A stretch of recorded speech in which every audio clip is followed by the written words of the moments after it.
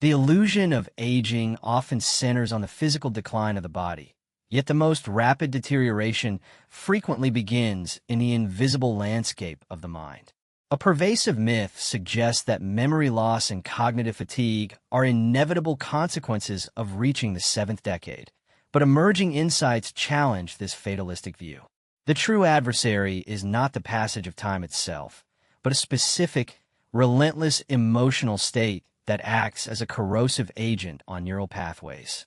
Shi Heng Yi identifies this internal friction not merely as a psychological nuisance, but as a fundamental drain on life force that accelerates biological decay. By recognizing and dismantling this hidden engine of burnout, an individual steps onto a path where mental clarity does not fade but intensifies. This journey reveals that vitality in later years is preserved not by adding more stimuli, but by removing the internal resistance that scorches the brain's delicate machinery. The weight of unresolved anxiety, the specific emotion that depletes the aging brain with the greatest ferocity, is chronic, unresolved anxiety, often manifesting as a ceaseless loop of worry and mental restlessness. Shi Heng Yi describes this state as a turbulence that prevents the water of the mind from ever settling, making it impossible for the individual to see the reflection of reality clearly. For a person over 70, this is not the sharp, adrenaline-fueled panic of imminent physical danger, but rather a low-level, humming background noise of concern about health, relevance, family, and the future. This persistent unease forces the brain to maintain a state of hypervigilance that it can no longer sustain without significant metabolic cost. The mind becomes like an engine revving in neutral, consuming vast amounts of fuel while generating nothing but heat and wear. When this emotional state takes root, it fundamentally alters the way an individual interacts with their environment and their own history. The person begins to live entirely in hypothetical futures or relitigated pasts, leaving the present moment uninhabited and barren. This detachment from the now is critical because the brain requires sensory engagement with the immediate environment to maintain plasticity and growth. Shi Heng Yi notes that when the mind is trapped in the hindrance of restlessness, it loses its connection to the grounding reality of the body. The energy that should be available for cellular repair and memory consolidation is instead diverted to fuel catastrophic simulations of events that have not occurred. This misallocation of resources leaves the neural architecture vulnerable, brittle, and incapable of the flexibility required for learning and retention. The biological mechanism driving this burnout is precise and devastating when sustained over decades. The brain treats this emotional restlessness as a physical threat, triggering the release of stress hormones like cortisol that, in acute bursts, are adaptive and protective. However, in the context of chronic anxiety, these chemicals bathe the brain in a toxic soup that is particularly damaging to the hippocampus, the seat of memory and learning. A person living in this state essentially keeps their biological alarm system taped in the on position. Over time, this chemical bath begins to prune the dendritic connections between neurons, effectively severing the pathways where memories are stored and retrieved. The tragedy is that the individual often interprets this loss of function as natural aging, unaware that it is the direct result of an emotional fire they have unknowingly stoked. A counterexample to this decline can be found in individuals who, despite facing significant external hardships or physical ailments, maintain a disciplined serenity. These individuals may have bodies that show the wear of 70 years, yet their cognitive faculties remain sharp, expansive, and resilient. They do not lack problems, but they lack the compulsive emotional reactivity that turns problems into cognitive poison. Shi Heng Yi observes that the difference lies in the internal posture. One person carries the weight of the world as a personal burden, while the other views challenges as passing weather phenomena. This distinction highlights that the burnout is not caused by the stressor itself, but by the emotional adherence to the stressor. The brain is burned not by the fire of life, but by the individuals desperate holding onto the coals. In a practical daily scenario, consider the experience of waking up in the middle of the night, a common occurrence for many over 70. For the person gripped by this draining emotion, the waking hours become a theater of worry, where every ache is a diagnosis and every silence from a family member is a sign of abandonment. The mind races through checklists of tasks and regrets, heating up the neural circuitry when it should be cooling down for the glymphatic cleansing that occurs during deep sleep. This nocturnal agitation prevents the brain from flushing out the metabolic waste products, such as amyloid beta, that accumulate during the day. The lack of restorative rest creates a vicious cycle. The tired brain is more prone to anxiety the next day, which in turn prevents sleep the next night. Breaking this cycle requires a shift from passive victimhood to active stewardship of one's internal climate. It involves recognizing that the heavy feeling in the chest or the tightness in the stomach is not a command to think harder, but a signal to stop thinking altogether.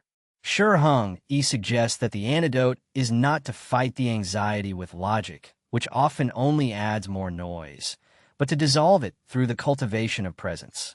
The individual learns to observe the restlessness without identifying with it, treating the anxious thoughts as external objects rather than essential truths.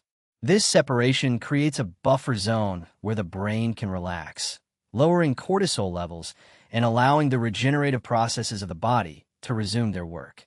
This approach demands a rigorous honesty about what the person is actually controlling versus what they are merely worrying about. The energy saved by relinquishing the illusion of control over the future is enormous and immediately available for vital functions. A person who masters this emotional economy finds that their memory improves not because they are trying harder to remember, but because they have stopped drowning out the signal with the static of fear. The mental bandwidth that was previously choked by what-if scenarios opens up to receive the richness of the what-is. In this cleared space, the aging brain finds a new rhythm, one that is sustainable, efficient, and capable of profound clarity. Why do I continue to carry burdens that belong to tomorrow? The biological mechanics of cognitive erosion, understanding the physiological impact of this specific emotional state, moves the conversation from abstract philosophy to concrete biology.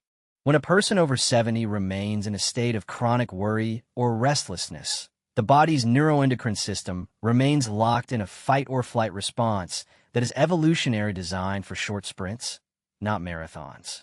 The hypothalamus signals the pituitary and adrenal glands to pump out glucocorticoids, primarily cortisol.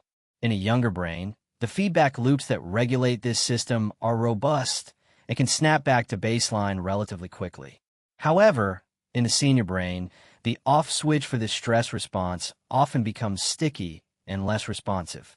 Shi Heng Yi points out that without the discipline to manually reset this system through conscious practice, the body continues to act as if it is under siege, regardless of how safe the environment actually is.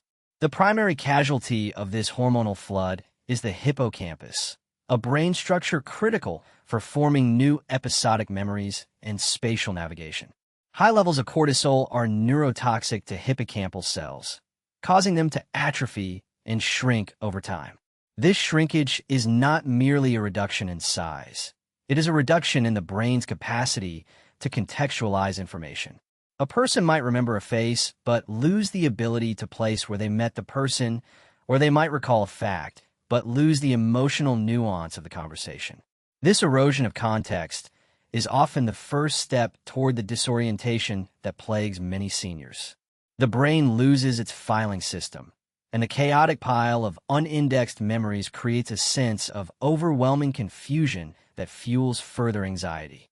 Beyond the hippocampus, chronic emotional tension impacts the prefrontal cortex, the area responsible for executive function, decision-making, and emotional regulation. As this region weakens under the assault of stress hormones, the individual loses the ability to inhibit impulsive emotional responses. This creates a dangerous feedback loop where the weakened brain becomes even less capable of managing the very anxiety that is damaging it. Shi Heng Yi emphasizes that the mind must be trained like a muscle. If the structural integrity of the mental vessel is compromised, it cannot hold the water of wisdom. The deterioration of the prefrontal cortex means that the person becomes more reactive, more rigid in their thinking, and less able to adapt to new situations, which are all hallmarks of what is culturally termed grumpy or stubborn aging. It is important to acknowledge that not all stress is destructive. Acute stress that is followed by recovery can actually stimulate brain growth, a concept known as hormesis. The danger lies specifically in the relentless, unresolved nature of worry that never peaks and never subsides. A person who engages in intense physical exercise or tackles a difficult intellectual puzzle experiences stress. But this stress has a clear beginning and end. The anxiety that burns out the brain is amorphous and unending. It is the difference between lifting a heavy weight for 10 repetitions and holding a medium weight with an outstretched arm for 3 days. The former builds strength. The latter leads to total structural failure. Consider the scenario of a social gathering, which should be a source of joy and connection. For the individual whose brain is inflamed by chronic worry, the event becomes a minefield of potential embarrassment and fatigue. The background noise of the room competes with their internal monologue of self-doubt, leading to sensory overload. They may withdraw, nodding silently while their mind frantically tries to predict the next lull in conversation so they can escape. This social withdrawal is a critical mechanism of decline. As the person retreats to avoid the stress of interaction, they deprive their brain of the complex social stimuli that are among the most potent protectors of cognitive health. The world shrinks, and with it, the neural networks that map that world wither away. Inflammation plays another central role in this mechanism of burnout. Chronic emotional distress triggers the release of pro-inflammatory cytokines, immune system messengers that can cross the blood-brain barrier. In the brain, this inflammation activates microglia, the immune cells of the central nervous system. When overactivated, microglia can turn from protectors into destroyers, attacking healthy neurons and synapses in a misguided attempt to clear damage. This neuroinflammation is now understood to be a key driver in conditions ranging from brain fog to Alzheimer's disease. The emotional state of the individual is effectively lighting a match in a dry forest, initiating a slow-burn inflammatory response that consumes neural tissue from the inside out. However, the biology of the brain remains remarkably plastic, even in advanced age. The cessation of the emotional signal, the release of the worry, can halt and even reverse some of these processes. Shi Heng Yi teaches that the body follows the mind. When the mental posture shifts from defense to openness, the chemical signals change. Cortisol levels drop, inflammation subsides, and the production of brain-derived neurotrophic factor increases, supporting the repair and growth of neurons. The biological machinery for regeneration exists within the senior body, but it is suppressed by the heavy hand of chronic anxiety. Unlocking this potential requires a deliberate intervention to change the chemical environment in which the brain operates. Am I feeding the fire that consumes my own clarity? The discipline of mental stillness, the antidote to the corrosive effects of chronic worry, is not found in more intellectual analysis or the acquisition of new information, but in the rigorous cultivation of stillness. Shi Heng Yi advocates for a return to the center, a state where the mind is not pulled by the gravity of every passing thought. For the aging individual, this is not a passive relaxation, but an active, dynamic engagement with one's internal world. It requires the development of a watcher consciousness, a part of the self that observes the monkey mind without handing it the keys to the car. This practice creates a gap between the stimulus of a worrying thought and the physiological response of the body, preventing the cascade of stress hormones before it begins. Practical application of this discipline begins with the breath, the only physiological function that is both autonomic and under conscious control. By consciously regulating the breath, extending the exhalation, the individual sends a direct signal to the vagus nerve to downregulate the nervous system. In the midst of a stressful moment, perhaps receiving confusing medical news or dealing with a financial complexity, the person stops. They anchor their attention on the physical sensation of the breath moving in and out of the nostrils. This simple act is a circuit breaker. It interrupts the frantic signaling of the amygdala and re-engages the prefrontal cortex, allowing the person to respond with logic and calm rather than reactive fear.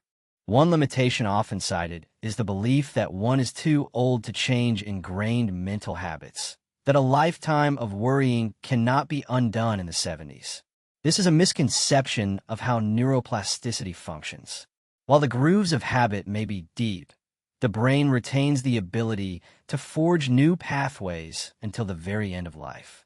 Shi Heng Yi notes that the hardest part is not the technique itself, which is simple, but the consistency required to apply it. The resistance comes from the ego, which feels validated by its worries. To let go of worry is to admit that one is not the general manager of the universe. This surrender is often terrifying, but it is the gateway to liberation. The practice does not require hours of sitting in a cave. It requires micro-interventions hundreds of times a day. A powerful tool in this process is the concept of Yi or intention. The mind is often compared to a wild horse. If left undirected, it will trample the garden. Intention is the rein that guides the horse. Instead of letting the mind wander into dark alleys of catastrophic thinking, the individual sets a clear intention for the day. Today, I will focus on simplicity. When a mind drifts, the person gently but firmly brings it back to the intention. This is mental strength training. Every time the individual catches themselves worrying and redirects their focus to the present task, washing the dishes, walking the dog, listening to music, they are strengthening the neural networks of attention and weakening the networks of anxiety. In the context of daily life, this might look like a radical refusal to rush. The hurried mind is an anxious mind. The senior practitioner moves with deliberation. They put on their shoes with full attention. They drink their tea without scrolling through the news. By slowing down the physical body, the mind is invited to synchronize with a slower, more natural rhythm. Shi Heng Yi explains that speed is often a mask for insecurity. By moving at a pace that allows for full awareness, the individual asserts control over their own existence. This reduction in tempo lowers the metabolic demand on the brain and signals to the deep biological systems that there is no emergency, allowing the resources of the body to be directed toward maintenance and vitality. The transformation also requires a curation of the external environment. The brain over 70 becomes more sensitive to input. If the individual spends their day consuming alarmist news, violent entertainment, or engaging in toxic gossip, they are voluntarily ingesting poison. Protecting the mind involves setting strict boundaries around what is allowed to enter. This is not ignorance, it is hygiene. Just as one would not eat rotten food to protect the stomach, one should not consume rotten information to protect the brain. The person learns to value their peace of mind above the need to be informed about every crisis in the world. This selective ignorance creates a sanctuary where the mind can rest and rejuvenate. Ultimately, mastering the monkey mind is an act of self-love. It is the decision to stop abusing oneself with one's own thoughts. It is the realization that the quality of life in the later years is determined not by the absence of problems, but by the presence of an undisturbed mind. The energy that was once bound up in the tight knots of anxiety is released and becomes available for creativity, connection, and joy. The brain, no longer scorched by the fires of worry, begins to function with a cool, lucid efficiency that is the hallmark of true wisdom. Does my need for control cost me my peace? The vitality of the unburdened mind, as the emotional fires of anxiety are extinguished, a new landscape of aging emerges, one characterized by a robust and sustainable vitality. This state is not a return to the frantic energy of youth, but an arrival at a deeper, more resonant frequency of existence. Shi Heng Yi describes this as the difference between a mountain stream, which is chaotic and noisy, and a deep ocean, which holds immense power in its depths. For the person over 70 who has mastered their emotional reactivity, the brain becomes a reservoir of clear intent. Memory functions improve not because the biological clock has turned back, but because the interference patterns have been removed. The signal-to-noise ratio becomes optimal, allowing for precise recall and sharp synthesis of ideas. The conclusion of this journey leads to a redefinition of what it means to be sharp. It is no longer about the speed of processing data, but about the depth of understanding. The unburdened mind perceives patterns and connections that the anxious mind misses entirely. This wisdom is the true asset of the senior years. The individual becomes a stabilizing force in their family and community. Their presence alone communicates safety. This social utility provides a profound sense of purpose, which in itself is a neuroprotective factor. The brain thrives on feeling needed and effective. By shedding the self-absorption of worry, the individual opens up to a service-oriented mindset that fuels cognitive longevity. In this state of clarity, the physical body often experiences a secondary renaissance. The reduction in chronic stress hormones allows the immune system to bounce back, inflammation to cool system-wide, and sleep quality to improve dramatically. The person finds they have more physical energy for walks, gardening, or exercise, which further feeds the positive cycle of brain health. The boundaries between mental and physical health dissolve, revealing a unified system that is responsive and resilient. The fear of future decline is replaced by curiosity about the present day. The narrative shifts from how much time do I have left to how deeply can I live this moment. This path is accessible to anyone, regardless of their starting point. It does not require a monastic life, but a monastic commitment to one's own interior hygiene. It is a refusal to be a passive vessel for random emotions. By guarding the gates of the mind against the corrosive intruder of chronic worry, the individual preserves the sanctity of their consciousness. The brain is saved from burnout not by a pill or a procedure, but by the courageous decision to let go of the unnecessary. The result is an elderhood defined not by what has been lost, but by the radiant clarity of what remains. What beautiful thing can I see now that fear is gone?